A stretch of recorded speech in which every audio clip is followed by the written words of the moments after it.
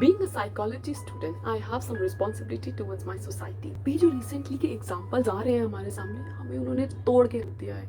हमें शायद नहीं हो पा रहा विश्वास, ये कैसे हो सकता है. Dear students, please wait. This video would help you to just flush all the problem, all the worries behind and help you to regain your confidence. आपको कुछ indications बताऊंगी, कुछ ऐसे symptoms बताऊंगी, कुछ mental disorders बताऊंगी जो हम आम जिंदगी में देखते हैं. आपको कुछ ऐसे factors बताऊंगी जो आपको धीरे धीरे डिप्रेशन की तरफ घसीट देते हैं. कौन से factors होते हैं जो आपको ट्रिगर करते हैं. आपको पता होना चाहिए what is the importance of mental health in your life. How do you differentiate between sadness and depression? You should not quit your life at any cost. And this video is worth saving someone's life. So let's talk about it today. क्या हम किसी से बात करके पहचान सकते हैं कि वो इंसान डिप्रेस्ड है या फिर उसे मेरी हेल्प की जरूरत है? जी यस, हम बिल्कुल पहचान सकते हैं. मैं आपको कुछ हिंट्स बताती हूँ, जैसे कि मुझे अब मरना है, मुझे बहुत दूर जाना है, मैं अपने माँ बाप के लिए बोझ बन गया हूँ, या फिर मेरी जिंदगी में अब कोई इच्छाएं नहीं बची हैं, मैं मरना चाहती हूँ. तुरंत दिमाग की बत्ती जल जानी चाहिए. हम देखते हैं अपनी रोजमर्रा की जिंदगी में कुछ लोगों को बहुत टेंशन होती है. उनको लगता है बस अगर ये काम नहीं हुआ तो फिर इसके बाद कुछ नहीं हो सकता, मेरी जिंदगी खत्म है, मेरी जिंदगी का कोई मतलब नहीं है अगर ये काम नहीं मैं कर पाया. इसको कहते हैं जनरलाइज्ड एंजाइटी डिसऑर्डर. आपने देखा होगा इंटरव्यू में जाने से पहले कुछ लोगों को घबराहट हो जाती है. That is normal.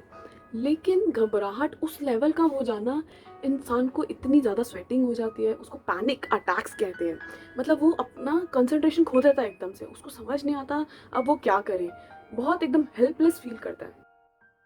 अगर आपके साथ कोई ऐसा है इंसान जो आपसे जुड़ा हुआ है, जो ऑब्जेक्ट्स को बार बार रीअरेंज करता रहता है, पैसों को बार बार गिनता है, या फिर अगर उनको ऐसा लगता है उनको कि हाँ मैंने गैस ज़रा खुली छोड़ दी, मैं चेक करके आती हूँ, बार बार उनको लगता है कि मैंने डोर का लॉक लगाया तो है, वो बार बार काम करते हैं ये सब चेक करने के लिए, तो उस थॉट को हम कहते हैं ऑब्सेशन.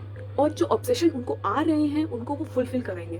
वो क्या होंगे? कंपल्शन. एक्ट करेंगे ऐसे जिससे वो अपने ऑब्सेशन को फुलफिल कर पाए, उसको हम कहते हैं compulsion. This disorder is obsessive compulsive disorder. क्या आप जानते हैं इस लॉकडाउन के दौरान ऐसे क्राइम्स बढ़े हैं जैसे कि डोमेस्टिक वायलेंस.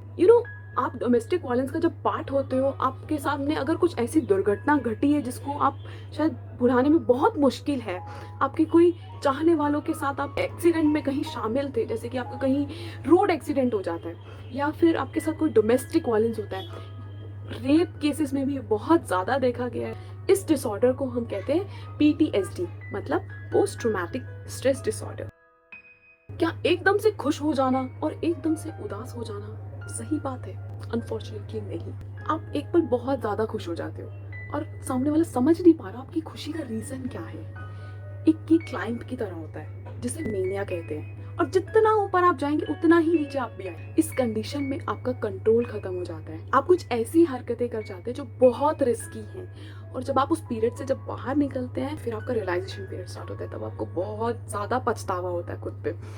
वो सिवियर डिप्रेशन हो जाता है. इसमें आपके मूड स्विंग्स होते हैं. आपको एक पल बहुत खुश हो जाओगे आप और दूसरे पल बहुत उदास हो जाओगे. And this disorder is bipolar mood disorder. क्या ये बात आप जानते हैं सबसे ज्यादा सुसाइड रेट हमारे इंडिया में सिक्किम में होता है? जी यस. क्यों होता है? First reason is unemployment and second is drug abuse. क्या ब्रेकअप हो जाना डिप्रेशन होता है, या फिर किसी से लड़ाई हो जाना डिप्रेशन है? There are an number of causes. First cause, social cause. This includes family related issues, marriage related issues, divorce, breakup, and that leads to depression. Second one is medical factor. This include chronic medical disease जो बहुत लंबे time से चलती आ रही है, जैसे कि TB या फिर कैंसर, जिन बीमारियों ने आपको बहुत लंबे समय से घेरा हुआ है. Third one is psychological factor. You may be suffering from depression or some other disorder, या फिर आपको बहुत ज़्यादा गुस्सा आ जाता है. जी यस, इसका बिल्कुल इलाज है. काउंसलिंग. आप वहाँ पे जाओ, आप उनसे बात करो, साइकोलॉजिस्ट से, आप काउंसलर से बात करो, उनको आप अपनी प्रॉब्लम बताओ. Start doing exercise and yoga. Medication, her case के लिए मेडिकेशन एप्लीकेबल नहीं होता. कुछ लोग काउंसलिंग से ठीक हो जाते हैं, कुछ लोगों को एंटी डिप्रेशन लेने की भी कोई ज़रूरत ही नहीं पड़ती. अगर आप मेडिकेशन पे हैं तो आपको मेडिकेशन का पूरा कोर्स करना चाहिए. आप कुछ NGO से जुड़ सकते हैं जो ऑलरेडी इस काम में लगे हुए हैं, जो अपना काम कर रहे हैं बहुत अच्छे से. आप में से अगर जो लोग वीडियो देख रहे हैं और जो ऑलरेडी फाइट कर चुके हैं डिप्रेशन से या कोई भी मेंटल डिसऑर्डर से, या फिर अपने मेंटल हेल्थ का बहुत अच्छे से ध्यान रखते हैं, तो प्लीज़ आप कमेंट करके ज़रूर बताना कि कितना अच्छा लगता है ना जब अगर हम ऑलरेडी ऑलरेडी जिस चीज़ से गुजर चुके हैं, अगर हमें लगता है कि सामने वाले को हमारी ज़रूरत है और हम उसकी मदद करें, तो train the family members as well. क्या होता है, आधे से ज़्यादा हम केसेस देखते हैं जिसमें फैमिलीज़ को ही नहीं पता होता कि उनको घर पे कैसे ट्रीट करना है, because family plays a very important role in this situation. Doctor ने आपको मेडिसिन लिख दी, लेकिन उसके बाद का काम शुरू आपका भी होता है। काउंसलिंग कर दी, आपको पता होना चाहिए आपको क्या बातें करनी है उनसे, कोई बात नहीं बोलनी जिनसे उनको ट्रिगर हो जाए। स्ट्रिक्ट गाइडलाइंस टू मीडिया, यही दिखाया जा रहा है, सुसाइड सुसाइड सुसाइड।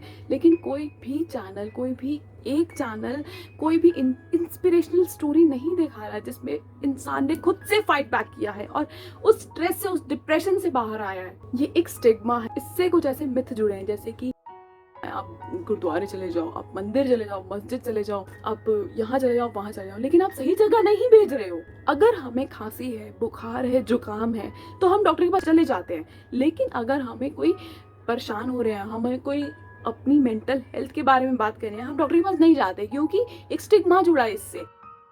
अगर आपको लगता है कि 2-3 हफ्तों से आप बहुत परेशान हैं, आपको कुछ चीज़ें नॉर्मल नहीं लग रही, you should consult a doctor, psychiatrist और साइकोलॉजिस्ट।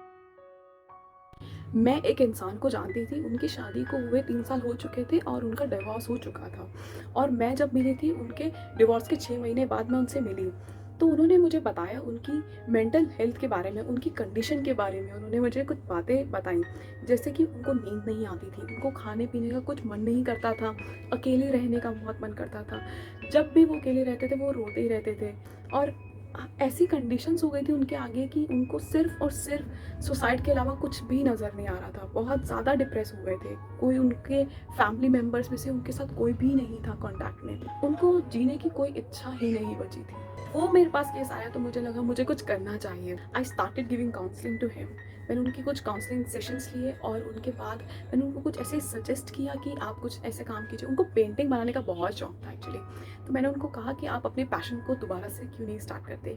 उन्होंने पेंटिंग बनाना स्टार्ट किया और उनको मैंने कुछ योगा के बताए, टिप्स बताई। एक्सरसाइज के लिए मैंने उनको पुश किया कि आप थोड़ी सी एक्सरसाइज कीजिए डेली। मैंने उनमें इम्प्रूवमेंट देखा, इंसान चेंज हो रहा है, इंसान को खुद को एक रोशनी की किरण दिख रही है। कुछ टाइम बाद वो बहुत अच्छे हो गए, एक जिंदा दिल की तरह वो जीना सीख चुके थे। वीडियो के एंड में आपको कुछ ऐसे एनजीओज के कॉन्टैक्ट नंबर मिल जाएंगे जिन्हें आप कॉन्टैक्ट कर सकते हैं और हेल्प मांग सकते हैं। अगर आपको लगता है ये वीडियो बहुत इन्फॉर्मेटिव थी, आप अवेयरनेस क्रिएट कर सकते हो, तो please share with your family and friends and tell them life is all about happiness.